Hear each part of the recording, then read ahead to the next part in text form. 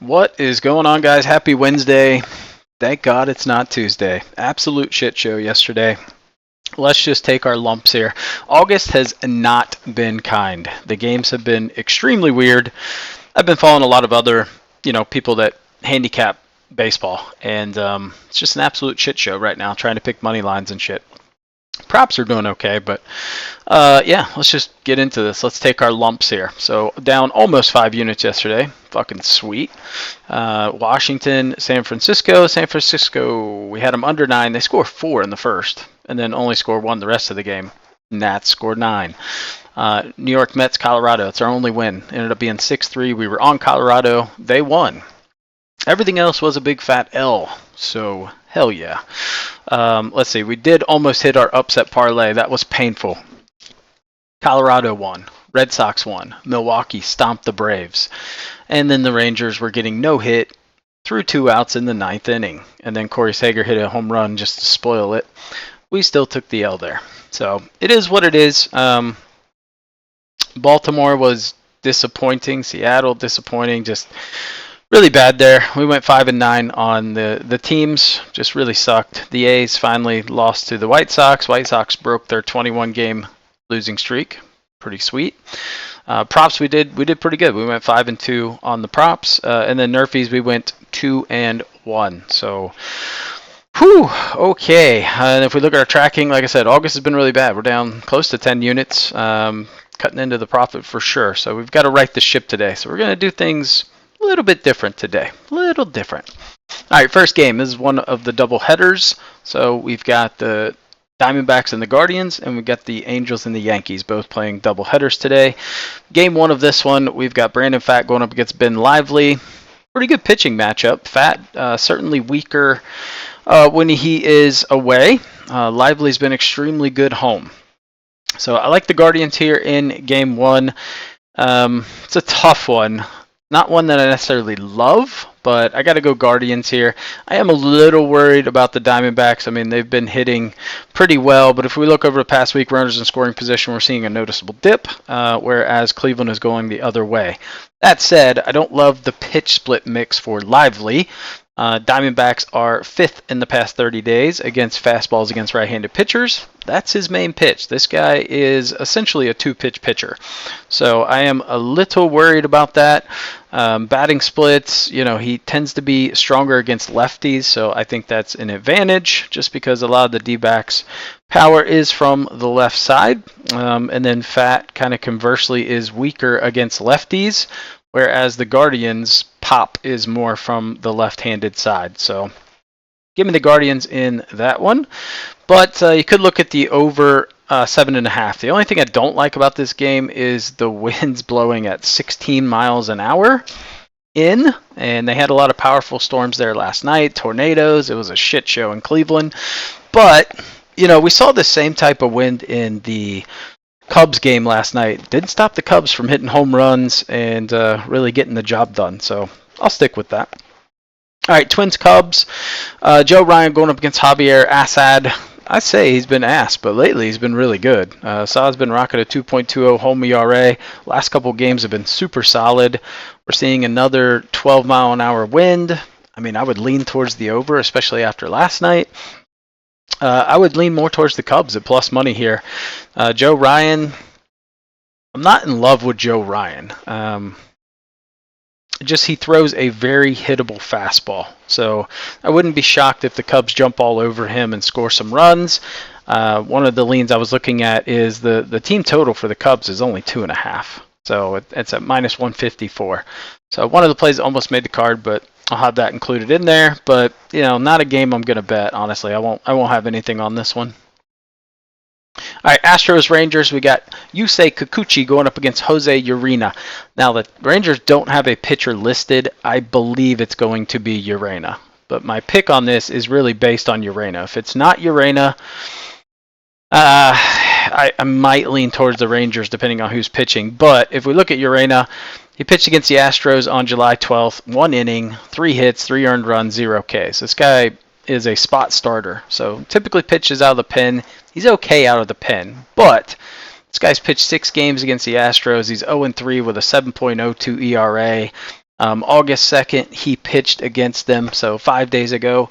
4 innings, 8 hits, 7 earned, 2 Ks. And, that's bad. So I'm going to fade this guy every time he's on the hill. That said, do I love Kikuchi? No. He's okay. He's going to give you 3 or 4 strong innings, and then he struggles from there. So hopefully the Astros can hit. This has been a very anemic offense on both sides. So that one doesn't give me a lot of confidence. And if we look at their runners in scoring position, it's definitely an advantage to the Rangers, but we haven't seen them put up any runs. So it's hard for me to take them. I've got to fade Urena. I feel like the Astros should tag him. A lot of confidence against that guy. All right, A's, White Sox. Like I said, White Sox got the job done last night. Davis Martin on the hill. This dude has a 21.4% walk percentage. That said, he's only pitched 1 game. But he had a very high walk percentage in the minors. He did have a little bit of time with the White Sox, I believe, 2 years ago. Same thing, had some control issues. So if we look at this guy's last start, he went 3.2 innings, 6 hits, 4 earned runs, 5 Ks, and 5 walks. So give me the A's in this situation. Really juiced at minus 218. Joey Estes is okay. I believe his earned run line is 1.5. Almost made the card, but I don't know, right? I don't want to take anything with the White Sox. You could look at a Nerfy, but I think the Athletics jump all over this dude in the first inning. All right, next game. Game 2. This is Game 1. Angels and Yankees, Game 1. Luis Gil going up against Davis Daniel. Massive pitching advantage towards the Yankees. Yankees should absolutely destroy them. Same as I said yesterday, you got to go run line to find value. Run line's juiced at minus 142. So it's jumped even higher from yesterday. But I like that there, but we will have a play on that today. It's actually going to be a multi-unit play. I haven't given out a multi-unit play yet, but we're gonna make up some ground here. All right, D-backs Guardians, Game 2. Carlos Carrasco going up against Eduardo Rodriguez. Rodriguez making his first start of the year, so I imagine he would probably only going to go 4 or 5 innings, depending on how things go. We saw Malley in a very similar situation last night go 5, which kind of sucks because I thought he would go 4. That cost us on one of our props. I think we had the under 4.5 hits. He gave up 5. So, yes. All right, anyway, I'm fading Carrasco. This dude is absolute dog shit. Give me the D-backs. However, I would say with most doubleheaders, you kind of want to see how Game 1 goes and then just zigzag for Game 2. So this is me assuming Cleveland wins Game 1. If Cleveland loses Game 1, then I might reverse course and go Cleveland in Game 2. So just something to be mindful of. Now the Yankees game, I'm just going Yankees both games because the Angels suck and the Yankees have been on fire. So pretty easy rationale there. That said, Cleveland has been absolutely blistering the ball against lefties, so that makes me a little scared. Also need to look at the lineups for both teams. So really, there's a lot of variables here that go into that. All right, next game, Reds at the Marlins. Reds are streaking, boy. The one thing they do really well, right-handed fastballs. If you see a guy that throws primarily right-handed fastballs, Reds tag them. Number 1 over the last 30 days. Did the same thing last night. So I like him again tonight. Andrew Abbott should do okay. That said, he faced Miami at Great American Ballpark a little less than a month ago. Wasn't a great outing. 7 hits, 5 earned runs, 4 Ks. Honestly, this is a completely different Miami team, though, than we saw a month ago. And Abbott is pretty good away. So I like his last 5 away starts have been really good. Belazzo only has 1 home start. He got shelled. He was facing the Red Sox, 5 innings, 7 hits, 5 earned runs, 8 Ks. There's a lot of similarities between the Reds and the Red Sox when it comes to fastballs. Both of them really love right-handed fastball guys. So I expect the Reds to jump all over him. Not much I can say about that. All right, Padres Pirates. I got real nervous about this game last night just because it got delayed for so long that Cease pitched 1 inning, and then it became a bullpen game for both teams. So Falter didn't pitch more than 1, same for Cease. So that means both bullpens are a little taxed. That said, Pirates, I just don't love their bullpen, although the Padres have been worse. But I feel like the Padres made a lot of trades to bolster that bullpen, so I don't really necessarily trust this 5.40 ERA. I think it's a little skewed with the moves that they've made. They've definitely strengthened that pen. So we got to look at that. I would expect they're going to want Gonzalez and King to eat some innings today, right? They just had to absorb 8 innings each in their bullpen. So I think King has pitched really well, has not faced the Pirates before. So I really like that.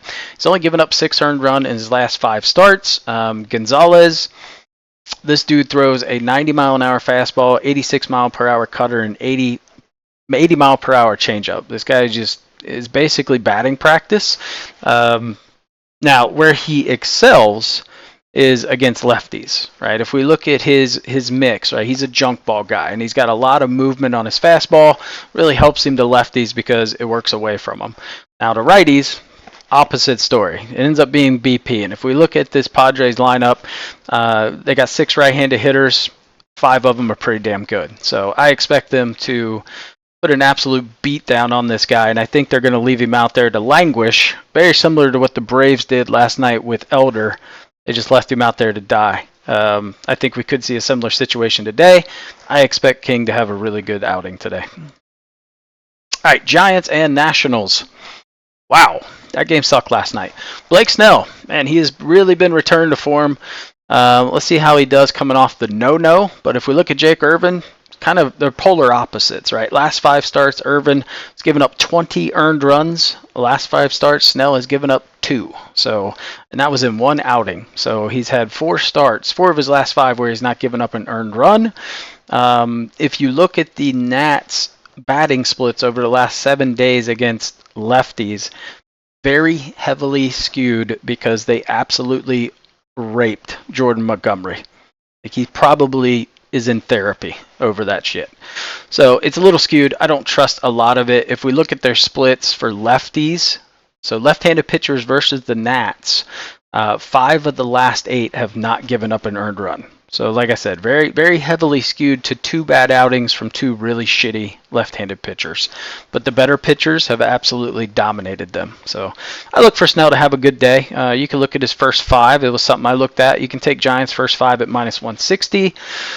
I just don't know if I trust their offense. If we look at runners in scoring position, dude, they're hitting sub 100 over the past 7 days, sub 200 over the past 14, and right at 200 past 30. I don't trust their sticks. I trust Blake Snell, so maybe you go first 5. Hell, it could be 0-0, but I would assume they get to Irvin. So still looking into that first 5. We'll probably make the card. I just don't know how I want to work that in. At -160, you kind of need a dance partner. All right, Yankees, Angels, game 2. We're just going Yankees here. So Will Warren, pretty decent in his first start. He looked fairly good. I mean, this guy got called up on like 4 hours notice to go pitch against the Phillies when they were pretty hot. That's kind of a shitty welcome to the majors game. That said, I thought he was very, very good. He had one really, let's say, it's like 3 bad pitches. That's about it. So I like him to get the job done. Carson Palmer, not great. Should get banged up pretty good by this Yankees offense. So as long as he doesn't give up, Warren can probably give up 3 and they're still going to win by a pretty decent amount. All right, next game, Orioles at the Blue Jays. My God, man. They just could not hit Bassett. They could not hit him. He made it through 7 really clean. Really clean. Gave up, I think, a home run in the 6th inning.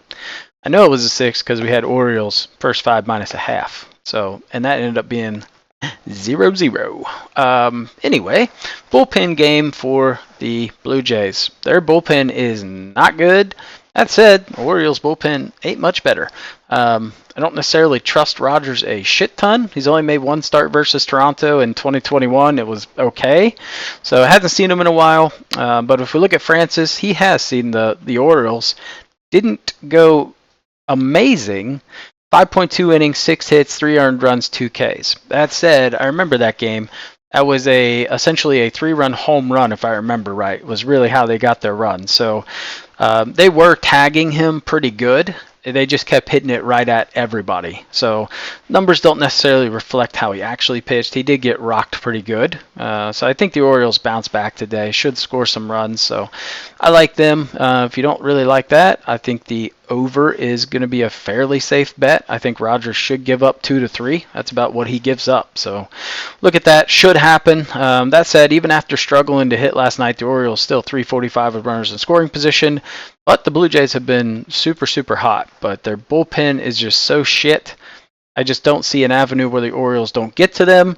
Last night, they should have honestly tied that game up. They had bases loaded. It was 5-1, thanks to a 3-run, 2-out home run that the Blue Jays got in, I believe, the 6th, maybe.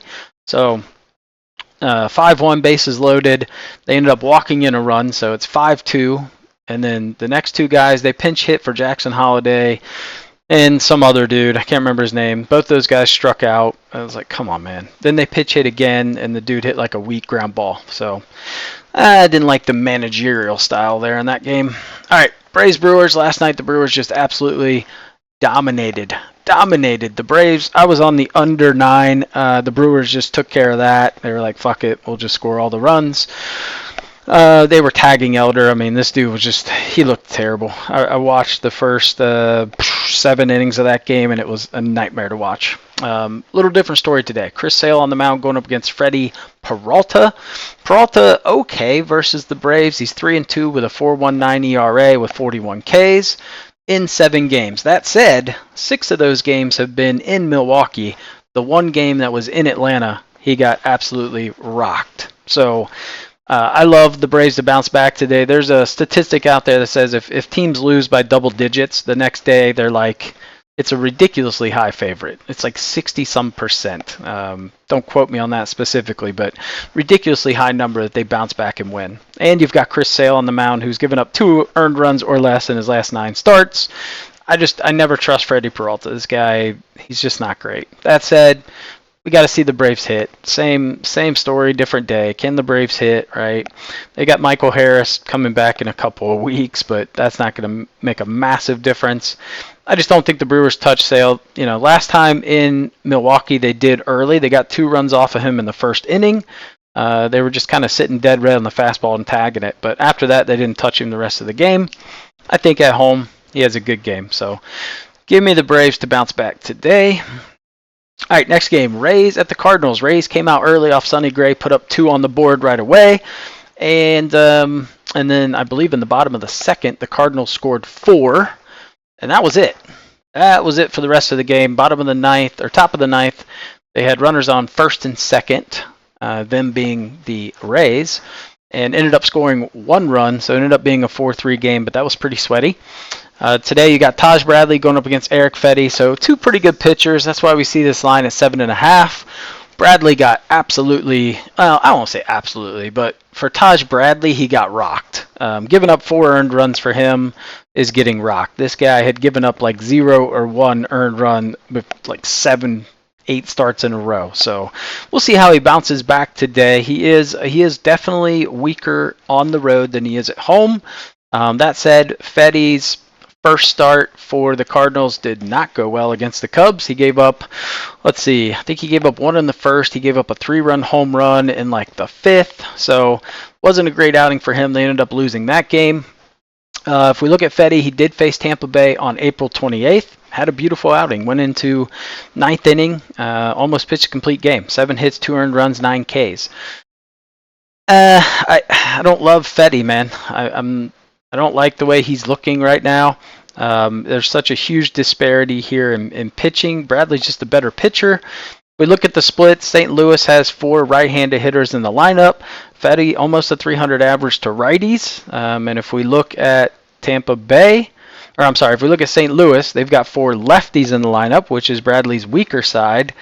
Bellinger, yeah, he makes me a little nervous, but he's been pretty cold. So give me the Rays at plus money here. I like the value. All right, Red Sox at the Royals. Cutter Crawford going up against Cole Ragans. Ragans, really good against Boston. He's faced them 2 times, 18 Ks in those 2 games, 1.32 ERA. Faced them at Fenway on July 12th, 7 innings, 4 hits, 1 earned runs, 7 Ks. So he's got a good track record against these Red Sox. If we look at Crawford, not as much success, 4.70 ERA in 3 games versus them. Crawford's been on a downward spiral here. His last 3 starts, he's given up 16 earned runs, so he's been getting tagged pretty hard. If we look at the splits here, so Crawford noticeably weaker against lefties with a 305 average. However, Kansas City's only got 3 lefties in the lineup, and 2 aren't very good. Boston, conversely, 6 right-handed hitters, which Reagan's given up a 222 average to. So the righties, you've got a couple of really good righties in that Boston lineup that makes me a little nervous. If we look at the trends, Boston's scoring a bunch of runs. So it is hard to take the Royals, especially after they got to Lugo last night. They didn't really get to Bello too much. They only got 3 runs off of Bello. So definitely concerned, I would say, backing the Royals here. We need them to pick up the offense a little bit. That said, they haven't been terrible. It's just 2 really good offenses going up against each other. Pit splits for Reagan don't look great. Red Sox do hit the fastballs off of lefties, but I'm going to back him. He's been pitching really well as of late, and Crawford is going the other way. So it just depends on, can the Red Sox offensively step up to make up for the runs that Crawford will undoubtedly give up today. All right, next game, Mets and Rockies. We were on the Rockies last night. I like Kyle Freeland at home. Dude's been solid, and we had Severino making his first start in Coors, so it was a really good spot to back the Rockies. Today, we're going the inverse. Paul Blackburn, he's kind of hard to pick up on, right? He's coming back from injury. His first start back was really ugly against the Angels, and then his last start was really good. He gave up 1 earned run and looked fantastic. That said, Ryan Feltner at home is an absolute train wreck. 6.14 home ERA. It's really hard to. I can't back the Rockies with Feltner on the hill. It's just he is too bad. That said, we got to see the Mets hit. They got to step it up with the bats today. Could go either way here. Probably not a game I'll bet, to be honest. I think there's value. There's definitely value on taking the Rockies, but like I said, don't trust Feltner. All right, Mariners-Tigers. Disappointing game last night with Castillo taking the L. Skubal going up against George Kirby. Ooh, man. George Kirby faced the Tigers on July 15th of last year, and man, it did not go well. 5 innings, 8 hits, 6 earned, 4 Ks. That said, Kirby's pretty damn good at home, but I don't think the Mariners touch Skubal. He's just been pretty damn dominant. That said, his last start versus KC, he got shelled. He gave up 5 earned runs. So I think he bounces back against this Mariners offense. But again, not a game, personally, not a game I'm going to touch. But lean would definitely be towards the Tigers. But that Mariners team can just bounce back and throw up like 9 runs at any time. Weird team. All right, last game on the card. Another one that I don't really want anything to do with. We were on the Dodgers last night. Kershaw, he was okay. I mean, he wasn't horrendous. The Dodgers just didn't get to Sanchez. We finally saw Christopher Sanchez have a good start after about 6 straight subpar starts, really. All right, anyway, Tyler Phillips going up against Gavin Stone. Gavin Stone faced the Phillies not that long ago in Philadelphia, and I think they got about 5 earned runs off of him in 4 innings, which I remember because we were on the Phillies, and I remember saying Gavin Stone hasn't really faced a top 10 lineup, and he absolutely got shelled. So Tyler Phillips, it's scary to back this guy because he went 1.1 innings against the Mariners in his last start, gave up 8 earned runs. So that doesn't give me a shit ton of confidence. But if I had to pick someone here, I'd probably go Phillies at plus money. They did win the last game. Yeah, no, it's just more of a value play. But like I said, really not going to touch this game. This is a coin flip game in my opinion. So if it is a coin flip, I'll take the plus money. I wouldn't be shocked if the Dodgers, tag the shit out of Phillips, and I expect the Phillies to get the Stone. So should be some runs scored in that game. I actually like the over in that game. All right, best bets. So Guardians game 1, we're going to go team total over 3.5. We're seeing this really low, not because of the pitcher, because of the wind. So I don't really think that matters. I think they should hit fat around. They should get 4 runs. So we're only going to put a half a unit on that one, though. Just because of the wind, it does make me a little nervous, but there's too much value there on a Guardians team that's been hitting the ball really, really well. So half unit there. Astros money line, minus 115. That is if Urena is starting. I guess I should put that in there. So if Urena starts. If he doesn't start, we're not betting this. And then we're going to go Rays money line. I'm trusting Taj Bradley over Fetty. And then we're going to take the A's run line. Like I said, the guy they have on the mound walks a shit ton of people. He's just not good. And then we're also going to take Oakland to get first team to 4 runs. So race to 4 on Oakland. Like I said, the earned run line for Estes is really low at 1.5. So I would be shocked if Oakland doesn't hit that. You could also look, I just kind of thought of this. I didn't actually look at it, but let's see what the Oakland first 5 is, because I think that could be viable. I get a little nervous about taking first 5 totals because inevitably it's going to be 2.5 if I had to guess. So yeah, first 5's at 2.5 at -115. So you'd get a little more value on that, but I'd rather go full game to get the 4. I think it seems highly unlikely they don't get the 4, and they should beat them there. All right, parlays that we are taking today. So like I said, a little bit different today. We're going to do the Yankees race to 4. We're going to do the Athletics -1. And we're going to take Padres money line. Pair those 3 plus 327. Next one is going to be Astros, again, if Urena starts. And then we're going to take the Reds and the Orioles. If Urena doesn't start, we'll just do Reds and Orioles. So we'll just do a 2-man. And then the next one I'm doing is we're going to do Padres and the Yankees in game 1. This actually should be 2.5 units. So this is a 2.5 unit play. Big play for me. So we're going to try to make up some ground here. I really like this one. I just don't see the Padres losing to the Pirates. And like I said, both teams are a little taxed in the bullpen. We're going to see these guys go for a while today, or at least we should. All right, fun parlay today. We're going to take Yankees game 1. We're going to take the Reds, Padres, Orioles, and the Giants. We're going to back Blake Snell and hope he gets the job done. Pair those together plus 887. I really like those. I guess the Reds would kind of be the one. Reds or Giants would be the ones I get a little nervous about, but I really like them. All right, upset parlay today. God, we were so fucking close to hitting that yesterday. I'm so pissed about that. Arizona in game 1. That's a coin flip game. It's -110 both ways, so I like that there. And then we'll take the Cubs. We're backing Assad. And then we'll take the Rays. Pair those 3. It's plus 755. I like that one. I could definitely see that hitting. Prop leans I like. We're going to go Martin for the White Sox under 4.5 Ks. I mean, the guy's got good stuff. He could strike out 5, but I just see him getting absolutely rocked. Starter went okay last night, so I think Cannon's a pretty good pitcher, so they'll pull him early if they need to. I like Chris Sale over 6.5 Ks at -135. Actually thought this line would be 7.5, so we're getting good value there, I think. Peralta over 4.5 hits at -135. Taj Bradley over 4.5 Ks. There's no way this line's probably already jumped to 5 if I had to guess. It's probably a 5.5 by now.